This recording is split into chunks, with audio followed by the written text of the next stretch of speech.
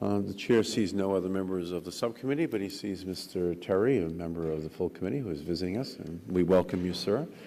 So we'll turn to our witness panel, and I would ask the witnesses to please move up to their assigned spots at the witness table.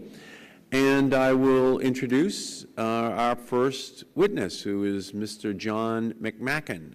Mr. McMacken is here today on behalf of the Energy Intensive Manufacturers Working Group on Greenhouse Gas Regulation. Members of that group include many major corporations: Alcoa, Corning, Dow, Holcim, U.S., Nucor, Owens Corning, Rio Tinto, U.S. Steel, Owens, Illinois. We welcome you, Mr. McMacken, and if you could move that microphone in a little bit closer, whenever you're ready, please begin. Mr. Chairman, members of the subcommittee, it's an honor to be here. That microphone just in a little bit closer. The Energy Intensive Manufacturers Working Group on Greenhouse Gas Regulation, on whose behalf I appear today, greatly appreciates this opportunity. And we thank you and all the members of the subcommittee and staff who are devoting so much time and energy to this critical issue. I am Jack McMacken, and I am a principal in the law firm of Williams & Jensen and a director of Owens, Illinois. OI, headquartered in Perrysburg, Ohio, and with facilities in 11 states, is the world's largest manufacturer of glass containers. Our group was formed last year for a narrow but important purpose: to engage constructively with the other stakeholders and Congress to attempt to solve what is often referred to as the carbon leakage problem, but which, as the title of today's hearing indicates, is a problem of the leakage of carbon and of jobs. It is a problem that primarily affects energy-intensive industries that face foreign competition, the two factors that define our members. Our working group is composed of companies from U.S. industries that are widely and correctly seen as most vulnerable to leakage. That's ferrous metals, iron and steel; non-ferrous metals, aluminum and copper; cement; glass, including fiberglass; ceramics; chemicals; and paper. As the chairman indicated, the companies include Alcoa, Corning, Dow, Holcim U.S., NewPage Corporation, Nucor, Owens Corning, Owens, Illinois, PPG, Rio Tinto, and U.S. Steel. Let me very briefly highlight 5 points from my written testimony. First, of the two types of leakage solutions that have appeared in legislation to date, our group is focused exclusively on the allowance allocation type provisions that attempt to address the root cause of the problem by mitigating the cost differential that unilateral legislation would otherwise impose on U.S. production relative to unregulated foreign producer. Last year's Inslee-Doyle Anti-Carbon Leakage Act, which was largely adopted by the Dingell-Boucher discussion draft, is a prominent and, in our view, very promising instance of this type of measure. Second, the other type, the border equalization provisions that Mr. McBroom will testify about, take a different approach. Rather than mitigate the cost differential through free allocations or allocation value rebated, border equalization provisions attempt to impose comparable costs on competing goods at the border. Our group's focus, as I said, is exclusively on the first form of relief, but let me say this: they are not necessarily incompatible. It is possible to do both, and indeed most of the measures today, the bills that have been introduced, have contained both. Third, the Inslee-Doyle output-based rebate represents a real breakthrough. Let me just talk about two of its key attributes, and here I'm echoing the comments of Mr. Inslee.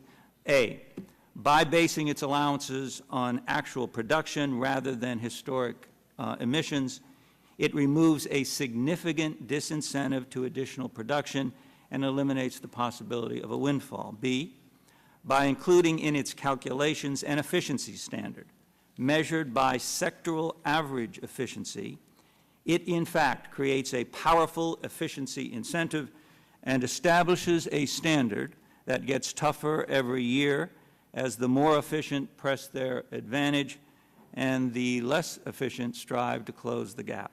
Fourth point, there are several important remaining issues, but the single biggest issue requiring further work, in our view, is eligibility. As introduced last year, the Inslee-Doyle bill left the determination of eligible sectors or subsectors up to EPA, subject to a series of generalized standards aimed at assessing leakage potential. No given industry could know the outcome of an ultimate EPA determination, a determination that could be preceded by warring economists and conflicting pricing models. Nor could any member of Congress know whether key industries in his or her district would get relief or not. By contrast, most of the other legislative proposals, including Lieberman-Warner, the Boxer substitute, and the Brown-Stabenow amendment on the Senate side, and the Dingell-Boucher discussion draft, have straightforwardly listed the legislatively determined eligible industries, each proposal containing almost exactly the consensus list of industries represented by our working group members. Fifth, and lastly, a very workable and reasonable solution, a middle ground to this eligibility issue, is emerging and is under consideration by Congressman Inslee and Doyle, and we commend it to the examination of others. Moreover, our group unveils today a study by FTI Consulting, attached as Attachment A to my written testimony, that we hope will help all concerned to better understand and better evaluate this proposed solution and the general issue of which industries should be eligible for relief. Building on the EU approach and work done by the World Resources and Peterson Institutes and many others, the proposed solution would establish objective criteria for energy intensity and trade exposure. Industries that met both of these thresholds would be presumptively eligible to receive allowances. They could be refused relief only if the administrator found that they are not subject to significant leakage. Sectors that did not meet the thresholds could still establish their qualification by individuated showings that they are subject to leakage. If you could summarize, please, Mr. Let me say in summary then, Mr. Chairman, that the overall results show that about 45 out of the 473 six-digit code subsectors would qualify. They represent about 8%, Mr. Chairman, of direct emissions in comparison, I think, to the 6% figure for the 6 industries, and that does include process emissions. So we very much look forward to discussing the study with all concerned and to working with the subcommittee, Congressman Inslee and Doyle, and all other interested members and stakeholders to build on the remarkable progress to date in fashioning a workable solution to the leakage problem. Thank you, Mr. McMacken, very much. Our next witness is Mr. Martin McBroom. He is the Director of Federal Environmental Affairs at American Electric Power, which owns the nation's largest electricity generation system. We welcome you, Mr. McBroom. Whenever you are ready, please begin. Good morning, Mr. Chairman. On your microphone, please. Good morning, Mr. Chairman and distinguished members of the subcommittee. I am Director for Federal Environmental Affairs of American Electric Power. Headquartered in Columbus, Ohio, AEP is one of the nation's largest electricity generators and serves more than 5 million retail consumers in 11 states in the Midwest and South Central regions of our nation. AEP was one of the earliest companies to publicly endorse actual cap-and-trade legislation. We are committed to working with you to pass federal legislation that is well thought out, achievable, and reasonable, which includes requirements that are timed to coincide with the development of advanced technology and which would allow AEP to recover costs for deployment of advanced technology. Any domestic greenhouse gas reduction program must be coupled with effective international measures to ensure that rapidly developing nations such as China and India also promptly address this problem. If such a provision is not included, we will not succeed at curbing global loadings of greenhouse gases. If fast-developing countries do not curtail their emissions, then U.S. legislation will succeed only in pushing U.S. production and jobs abroad, undercutting and possibly worsening the environmental objective. That production shift is of concern to AEP because 38% of our generation serves industrial customers who could be impacted. When factories move overseas, AEP loses industrial customers, and our residential customers who work in those facilities lose jobs and their families are imperiled. Recognizing that trade is a key component in effective climate change legislation, Mr. Edwin D. Hill, International President of the International Brotherhood of Electrical Workers, and Michael G. Morris, Chairman, CEO, and President of AEP, jointly proposed in February 2007 a means to effectively leverage U.S. climate negotiators to help them ensure that developing countries also limit their greenhouse gas emissions. We applaud your decision, Mr. Chairman, to include the IBEW-AEP proposal in the climate bill you introduced in the last Congress. We urge you and your colleagues to do so again this year. Simply put, the proposal serves as a backstop for U.S. climate negotiators and complements other provisions that Congress is contemplating to ensure that U.S. climate legislation does not inadvertently undercut U.S. competitiveness. The IBEW-AEP proposal works in concert and is complementary with granting free domestic allowances to industries impacted by competitiveness, and we believe both approaches should be supported by the committee.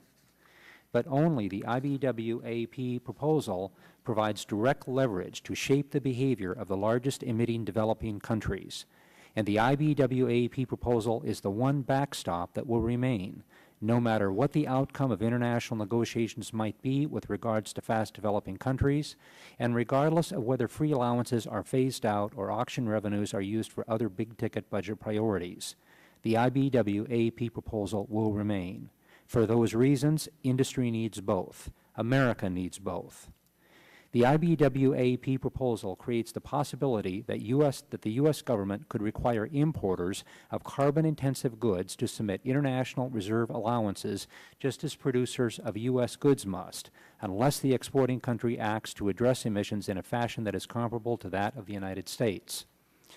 If the IBEW-AEP proposal is successful, then the allowance requirement would likely never need to be applied to imported goods. Instead, fast-developing countries would agree to take effective action to also reduce their emissions. This proposal recognizes that some governments might not act or might act ineffectively. The IBEW-AEP proposal affords Congress the assurance that at least the exports of carbon-intensive goods from such countries would not escape the regulatory impact of the overall federal program. That is only fair. The United States has taken similar action on imports in the context of other conservation and environmental programs. Those measures were reviewed by GATT and WTO panels. The IBEW-AEP proposal respects the jurisprudence that has emerged to ensure that Congress could deploy these measures in conformity with our international obligations. Mr. Chairman, AEP believes that our proposal will be helpful to you and your colleagues to ensure developing countries actually join with America in meeting the climate challenge. Thank you again for this important opportunity to testify. I look forward to your questions. Thank you very much, Mr. McBroom. Our next witness is Mr. Paul Ciccio. He is the President of Industrial Energy Consumers of America. He has represented the interests of a variety of industries and consumers, National Coal Council, the National Association of Manufacturers, and others. We welcome you, Mr. Ciccio. Whenever you're ready, please begin.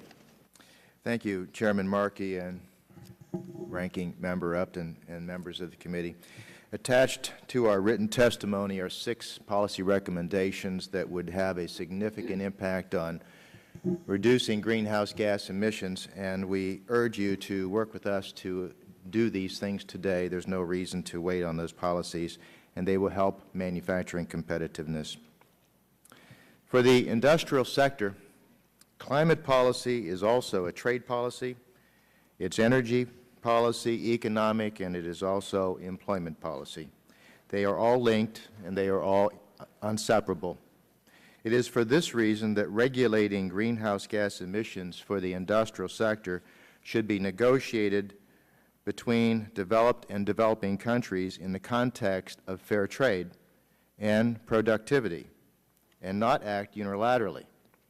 The international agreement should be negotiated first, and U.S. industrial emissions regulated second. Regulating the industrial sector in advance of negotiations removes our leverage. President Obama rightfully points to the disappearing middle class as troubling. We agree. The U.S. began to lose the middle class when we began to lose competitiveness of the manufacturing sector. The timing is absolutely consistent. Let's just look at the facts. Please, okay, chart number one. Chart number one, since 2000, U.S. manufacturing has been losing competitiveness and jobs. From 2000 to 2008, imports are up 29%, and manufacturing employment fell by 22%, a loss of 3.8 million jobs. What is not included is the hundreds of thousands of jobs that have been lost this year. Chart number two. Chart number two simply extends the trend of job losses forward to 2012.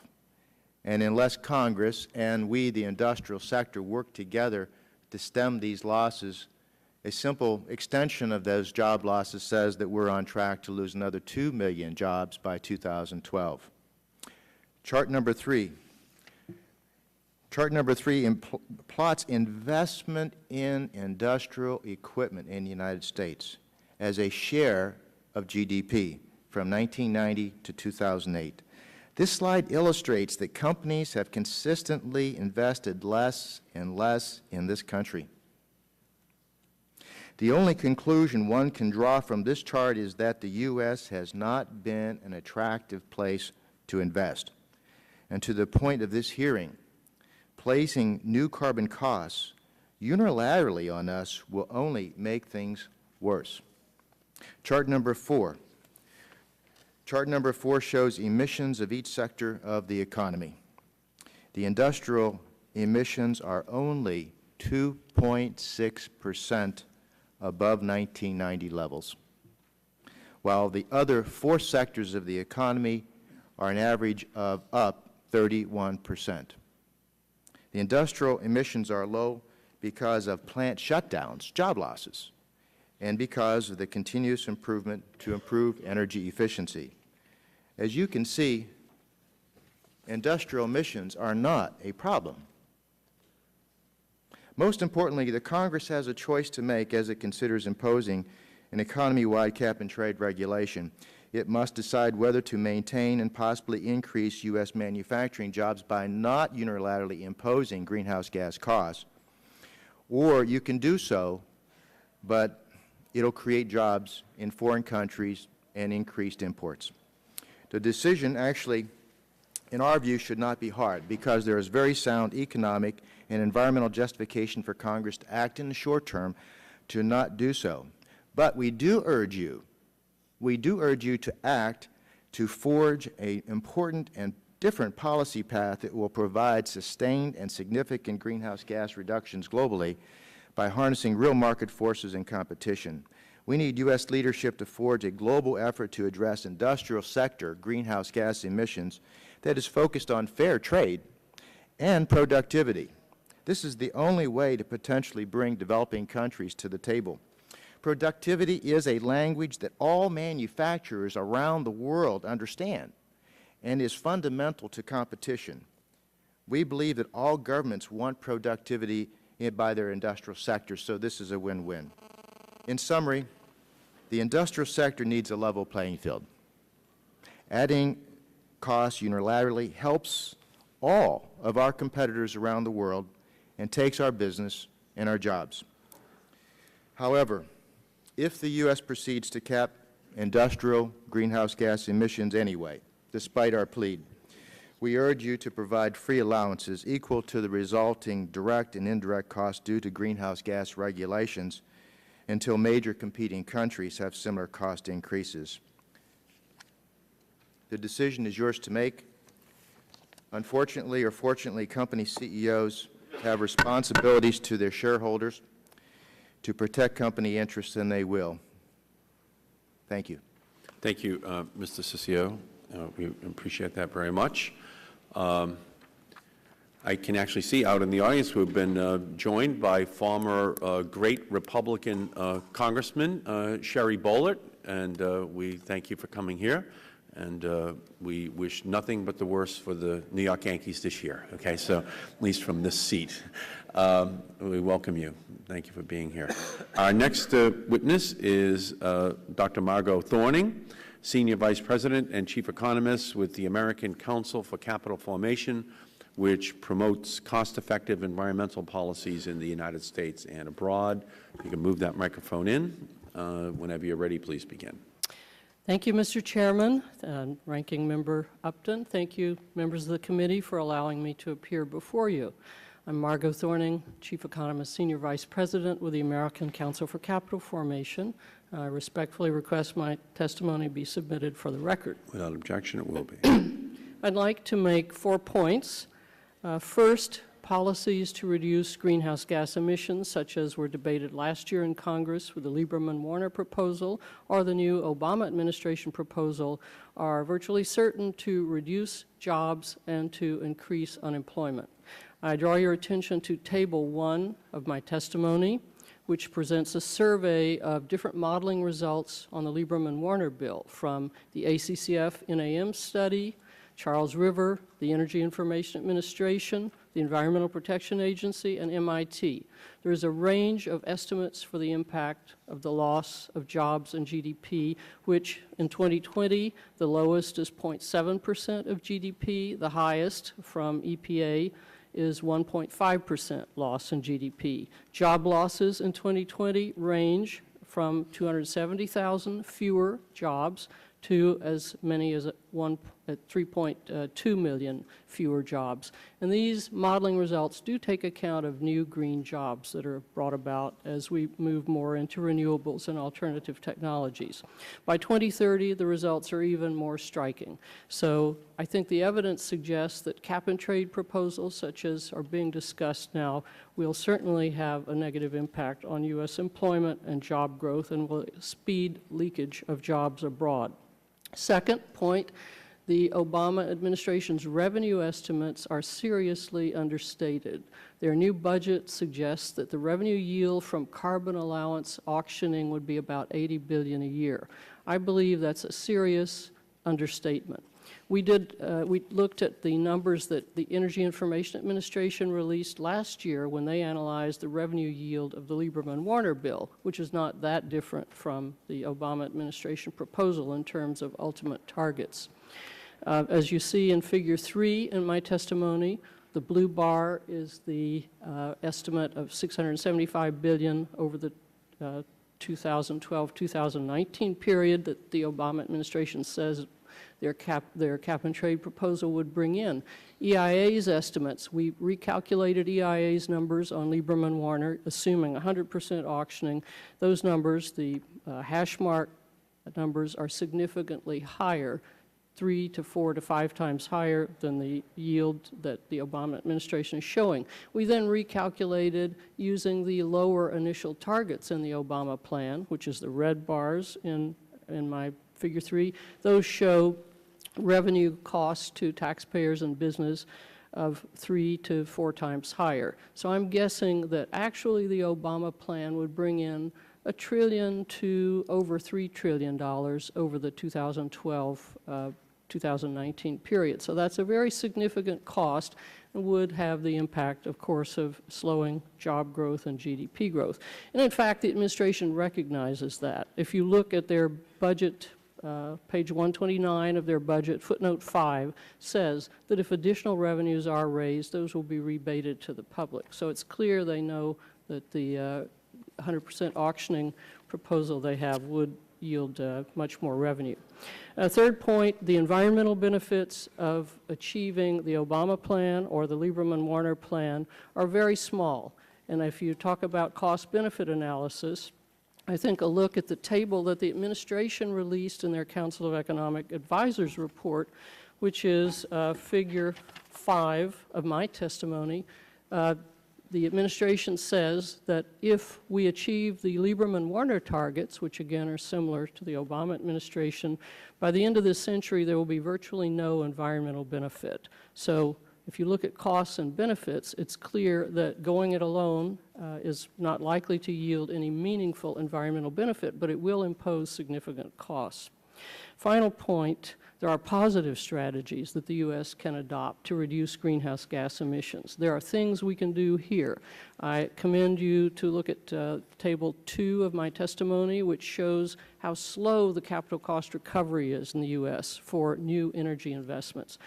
Our Ernst & Young study, which is on our ACCF website, shows that the U.S. has the worst capital cost recovery and the highest effective tax rate on new energy investment of major industrial countries.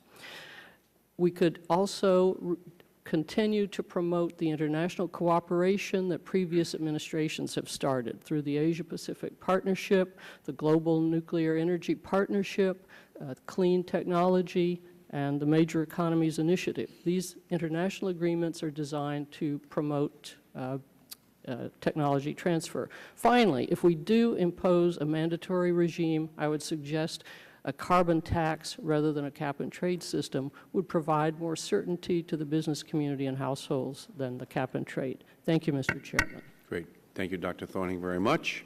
Our next witness is Dr. Richard Morgenstern. He is a senior fellow at Resources for the Future. His research includes work on economic analysis of environmental policies. Prior to joining Resources for the Future, Dr. Morgenstern was a senior economic counselor at the Department of State and participated in the negotiations of the Kyoto Protocol. So we welcome you, sir. Whenever you're ready, please begin. Thank you, Mr. Chairman. I appreciate the opportunity to appear here and address you and members of the committee.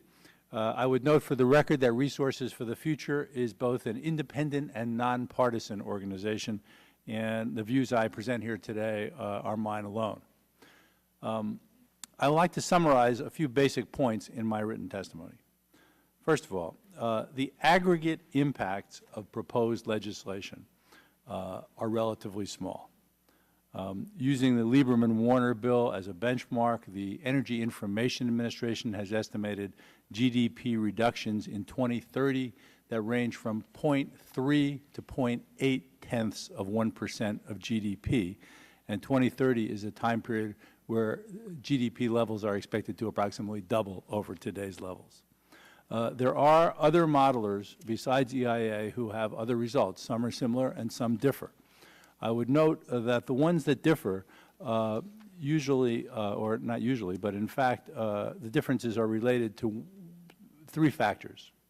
Number one, that other modelers have much more conservative assumptions about technology development than the Energy Administration. Secondly, other modelers ignore domestic and or international offsets, which are in fact a part of most of the bills. And thirdly, other modelers ignore the banking of allowances, which is in fact a basic proposition in all the bills. So these are factors which can influence model results, and you can see significant differences along these lines. Secondly, despite the small aggregate impacts of these legislation on the scale of Lieberman-Warner, there are potentially significant employment and output effects in some industries, particularly energy-intensive, trade-sensitive industries, as this committee is well aware. Third, modeling analysis by myself and others indicates that the impacts decline over time as firms adopt new technologies, they change processes, they vary outputs. So some of the impact numbers we see are based upon initial impacts and do not always reflect these changes. Additionally, I would note that the modeling that's been done, including my own, is based upon unilateral action. And this is a convenient technique we use in doing calculations, but in fact, other countries are adopting, certainly the Europeans are adopting changes, and in all likelihood, the estimates generated by this modeling approach of unilateral action overstates the impact on United States industry. Fourth, a key challenge to this committee and to all of us is to identify particular industry segments that are most affected. Calculations that I've done suggest that when you look at a broad industrial category, typically referred to as a two-digit industrial category, you can see within that category variation that can vary by a factor of 10. So different sub-elements of broad categories of industries can have quite different impacts, and that is a challenge in devising appropriate remedies. And fifth, emissions leakage is clearly a concern in some industries, and this is particularly a concern over the long term. Turning to possible solutions, there are basically two approaches to address this problem. One approach is to exempt certain industries or provide special regulations for them. And the second approach is to try to level the playing field between domestic and international competition. And the mechanisms for that are the border tax mechanisms that have been referred to, or free allowance allocation. As regards exemptions, this was tried in the BTU tax days that were back in the days when President Clinton introduced this notion. And other than simplicity, I would say this approach has very little to recommend it. It ignores some low-cost reduction opportunities that exist in some industries. It makes CO2 reductions more expensive for others, and it encourages what we call rent-seeking behavior, which is not justified by the facts. Turning to the border tax and free allocation mechanisms, they are both contained, as you've discussed, in several bills. The emphasis to put on one versus another depends on several factors. Trade law is certainly a big issue. I'm not a trade lawyer, but I do read the literature on this subject, and certainly many have raised questions about the defensibility and the timing of border tax adjustments. And I would note that none of the bills addresses exports, which is in fact an important consideration in international trade. Additionally, a border tax adjustment was going to require more information on the part of government about foreign companies and foreign countries. And this can be very difficult to obtain. And as has been noted by an earlier commentator, this could lead to trade wars. Let me, almost done, Mr. Chairman, okay. Free allowance allocation is certainly a very attractive mechanism, particularly the output-based allocation that has been discussed here. It can address both import and export issues. The Inslee-Doyle approach is a very pragmatic mechanism for addressing this. I understand that some revisions are under consideration, and I'd be happy to answer questions on that. Thank you. Thank you, Dr. Morgenstern, very much. Our final witness is Eileen Clausen. She is the president of the Pew Center on Global Climate Change, where she specializes in international issues. She is the former Assistant Secretary of State for Oceans and International Environmental and Scientific Affairs. Whenever you are ready, please begin. Mr. Chairman, Mr. Upton, members of the subcommittee, thank you for the opportunity to testify. Addressing global climate change presents policy challenges at both the domestic and the international levels, and the issue of competitiveness underscores the very close nexus between the two.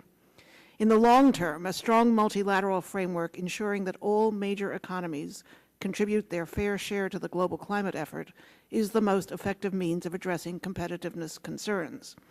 In designing a domestic climate program, the question before Congress is what to do in the interim until an effective global agreement is in place. A first step in addressing competitiveness is assessing the potential scope and magnitude of potential impacts. Our focus must be on energy-intensive industries whose goods are traded globally, such as steel, aluminum, cement, paper, glass, and chemicals.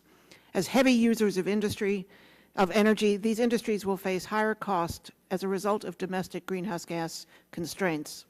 However, as the price of their goods are set globally, their ability to pass along these price increases is limited. To empirically quantify the potential magnitude of this competitiveness impact, the Pew Center commissioned an analysis by economists at Resources for the Future. This work, which we will be publishing shortly, analyzes 20 years of data in order to discern the historical relationship between electricity prices and production, consumption, and employment in more than 400 U.S. manufacturing industries. Our analysis found that at the price level studied, the projected competitiveness impacts, as well as the broader economic effects on energy-intensive industries, would be modest but not insignificant, and in our view, readily managed with a range of policy instruments. In a domestic cap-and-trade system, competitiveness concerns can be addressed in part through banking and borrowing and the use of offsets, which can help reduce the costs to all firms. However, other transitional policies may be needed to directly address competitiveness concerns for energy-intensive industries in the period preceding the establishment of an effective international framework. Allow me to mention a couple of options we would not recommend and then a few that we would. One option is to exclude vulnerable sectors from coverage under the cap-and-trade program. Exclusions, however, would undermine the goal of reducing greenhouse gas emissions economy-wide and reduce the economic efficiency of a national greenhouse gas reduction program. They would also give exempted industries an economic advantage over non-exempt competitors and provide no incentive for improved performance. A second option is to try to equalize greenhouse gas-related costs for U.S. and foreign producers by imposing a cost or other requirement on energy-intensive imports from countries with weaker or no greenhouse gas constraints. Such measures, however, would apply only to imports to the United States and would not help level the playing field in the larger global market, which is where U.S. manufacturers compete.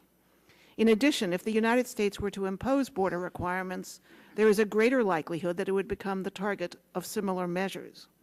There is a significant risk that border adjustments would engender more conflict than cooperation, in the end making it more difficult to reach agreements that could more effectively address competitiveness concerns globally.